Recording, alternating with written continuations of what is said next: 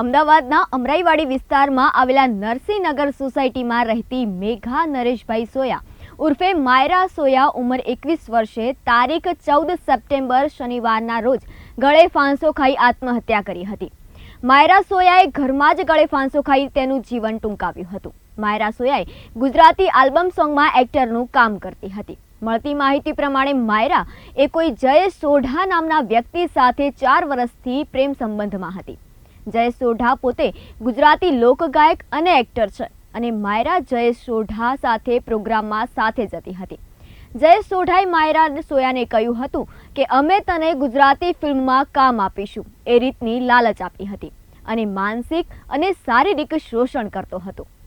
જયેશ સોઢા પોતે પરિણીત છે તેવું માયરાને જાણ ન હતી અને જ્યારે માયરાને જાણ થઈ કે જયેશ પરિણીત છે અને તેને 2 બાળકો પણ છે ત્યારે જયેશે માયરાને એવું કહેલું કે હું તારી જોડે લગ્ન કરીશ। એમ કરતા ધીમે ધીમે જયેશે માયરાને તરછોડી દીધી હતી। એ દરમિયાન અમારા સંવાદદાતા રણજીત મકવાણાએ જયેશ સોઢા સાથે જે ટેલિફોનિક વાતચીત કરી હતી તે આ પ્રમાણે છે। શેનું રિલેશન હતું આપનું? લવ બાબતનું મારી જોડે રિલેશન હતું। અચ્છા, લવ બાબતનું રિલેશન હતું। એટલે હવે તમે મેરિડ હોવા છતાંય તમે આવી રીતે એક મેરિટલ અફેર્સ રાખી શકો ખરી? કઈ રીતના?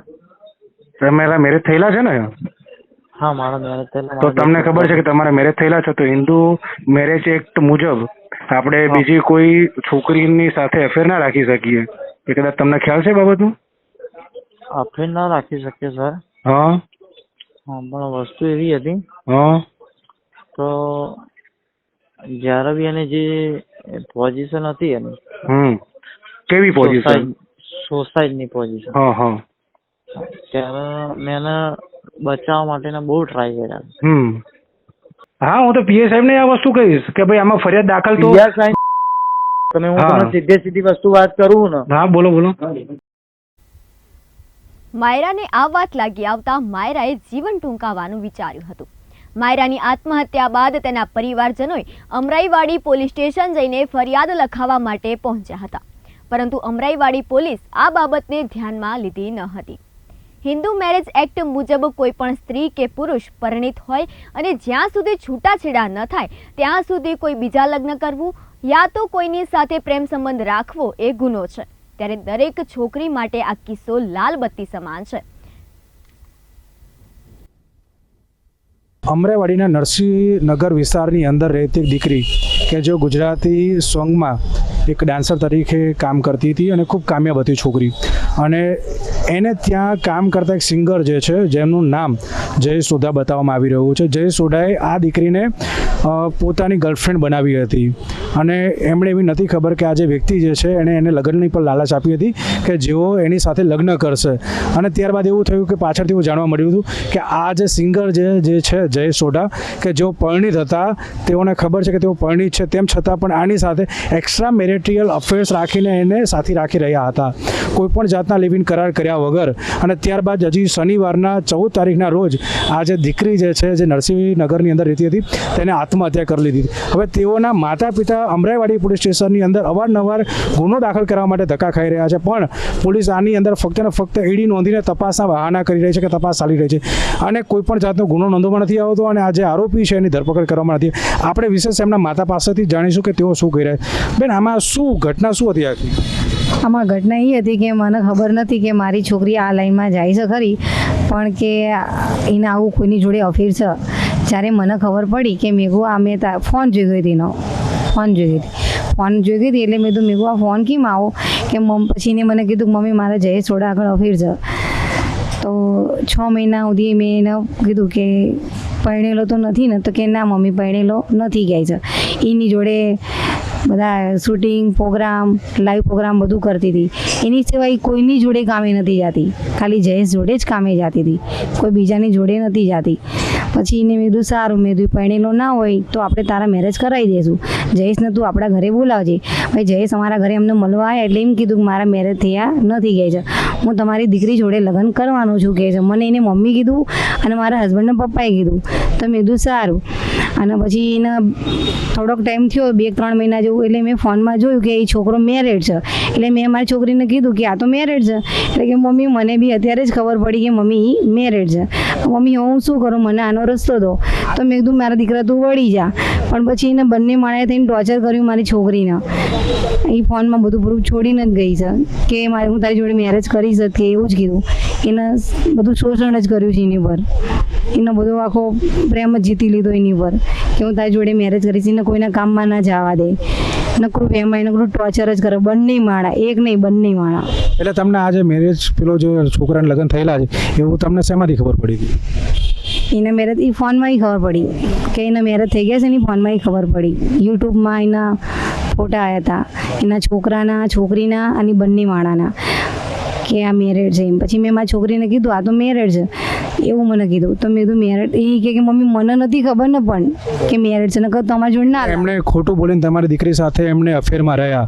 હા, ખોટું બોલીને મારી દીકરી જોડે અફેરમાં રહ્યા અને મારી બેનને દિલાસો જ આપ્યો મારી છોકરીને કે હું તારી જોડે મેરેજ કરીશ. ભલે મારા મેરેજ થયા હોય પણ બીજા કોઈના કામમાં ના જવા દે. નકરું ટોર્ચર જ કરાવીને ટોર્ચર સહન જ કર્યું કે હું કોઈના ગામમાં મમ્મી જઈ બી નહીં હતી. જયેશ મને ટોર્ચર કરે છે. છેલ્લે જતા એને આ મૃત્યુ કર્યું. હવે તમારી દીકરીનો જે બનાવ બન્યો છે આખો, તો તમે પોલીસ સ્ટેશન જાઓ છો તો અત્યારે પોલીસવાળા શું જવાબ આપે? કોઈ જવાબ નથી આપતું. ગરીબ માણસ છે ને એટલે કોઈ જવાબ નહીં આપે અમને. બરાબર, પૈસાવાળાનું જ કામ છે આ જવાબ લેવા માટે. અમારા ગરીબ માણસોનું કોઈ કામ જ નથી. બરાબર. હવે આપણી સાથે હાલ એક વકીલ સાહેબ પણ હાજર છે. આપણે એમને કાયદાકીય રીતે પૂછીશું કે આ બનાવની અંદર જ્યારે છોકરો પરિણીત છે અને આ એક દીકરી જે છે એને એમણે એક એમની પોતાની પ્રેમિકા તરીકે એમની સાથે રાખ્યા હતા, તો શું પરિણીત વ્યક્તિ આવી રીતે એક્સ્ટ્રા મેરિટલ અફેર્સ કરી શકે કે નહીં? શું કહેશો આજે સમગ્ર ઘટના તમે જાણીએ? સમગ્ર ઘટના પીડિત પરિવાર પાસે મેં ગઈકાલે જ મુલાકાત લીધી. મને જાણવા મળ્યું મારા મિત્ર નીરવભાઈ વાઘેલા દ્વારા કે આવી રીતે એક બનાવ બન્યો છે અને પોલીસ દ્વારા ફરિયાદ લેવામાં હજુ સુધી નથી આવ્યું. એટલે પીડિત પરિવારને મળ્યો, એમણે મને વાત કરી કે આવી રીતે ઘટના બની છે. તો મેં કીધું શું ફરિયાદ થઈ છે? તો કે ના, ફરિયાદ નથી થઈ. તો મેં કીધું શું તમને કંઈ એફઆઈઆરની નકલ એવું કંઈ આપેલું? તો કે ના, એવું કશું આપેલું નથી. એ પછી મેં પોલીસ સ્ટેશનમાં જાણ કરી તો એવું થયું કે એડી નોંધવામાં આવી છે. માત્ર એડી નોંધવામાં. મેં કીધું કેમ એડી? તમારી પાસે આરોપી વિરુદ્ધના પુરાવા છે, સ્ક્રીનશોટ છે. જ્યારે બેને સુસાઇડ કર્યું ઇન બિટવીન એણે વિડીયો કોલથી વાત કરી છે અને વિડીયો કોલથી પહેલાં એને ફોટા બી મોકલ્યા છે કે જો હું કંટાળી ગઈ છું તારાથી. બરાબર. અને એ બધી ચેટ છે બધું પોલીસને આપ્યું. તેમ છતાં આજ દિન સુધી ગુનો નોંધવામાં રજીસ્ટર કરવામાં નથી આવ્યો. બીજું તમને પૂછીશ કે ભાઈ વ્યક્તિ જે મેરિડ હતો તેમ છતાં આની સાથે લિવ ઇન કર્યા વગર આને ફોલાઈ પટાવીને એની સાથે લગ્નના દિલાસા આપીને રહેતો હતો, તો એ ગુનો છે કે નથી? હાલમાં જોવામાં આવે તો હિન્દુ મેરેજ એક્ટ 1955 મુજબ એવું છે કે લગ્ન કર્યા હોય, નામદાર સર્વોચ્ચ અદાલત ને નામદાર વડી અદાલતના ઘણા બધા જજમેન્ટ્સ છે કે લગ્ન હોય, પરિણીત હોય તો લિવિનમાં ન રહી શકે. એવા ઘણા બધા છે, સાઇટેશન બી ઘણા જજમેન્ટ છે. પણ આને એવું કંઈ કર્યું પણ નહોતું. કોઈ લિવિનમાં બી નહોતો રહેતો કે ના એને કોઈ કરાર કર્યો હોય, એગ્રીમેન્ટ કર્યો હોય.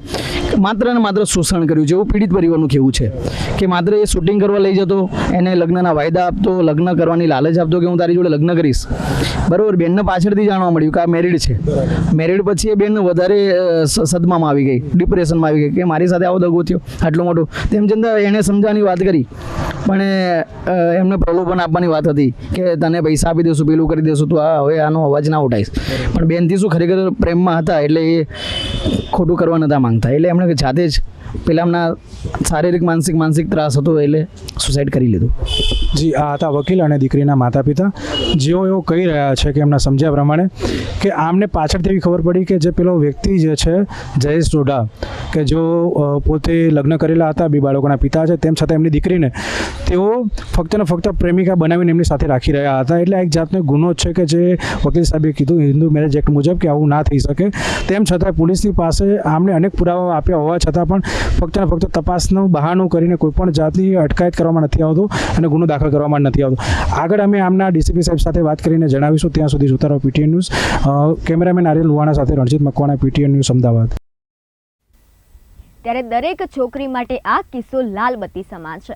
જો તમે કોઈ જોડે આવો સંબંધ ધરાવો છો તો સૌપ્રથમ સામેવાળા વિશે વિગતવાર જાણકારી મેળવી લેવી, જેથી કરીને કોઈએ જીવન ટૂંકાવવાનો વારો ન આવે.